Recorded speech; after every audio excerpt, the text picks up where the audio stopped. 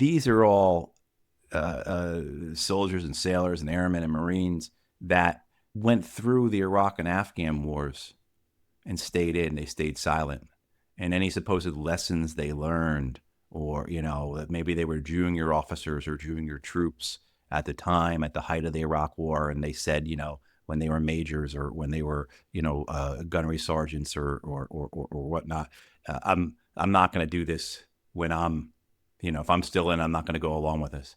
I mean, I had that happen when I was in the Marines, like when I was an officer in the late 90s, particularly say in 1998 when I was a second lieutenant going through my officer training in Quantico.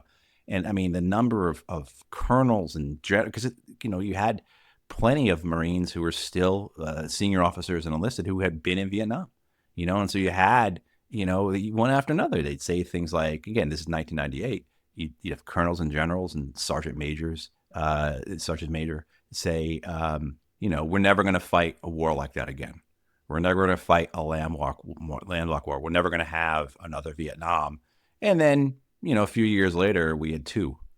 I mean, so when it comes down to it, again, you could see not just by the silent obedience that we saw on display in Quantico, but also as well their lack of action in these last 10 months.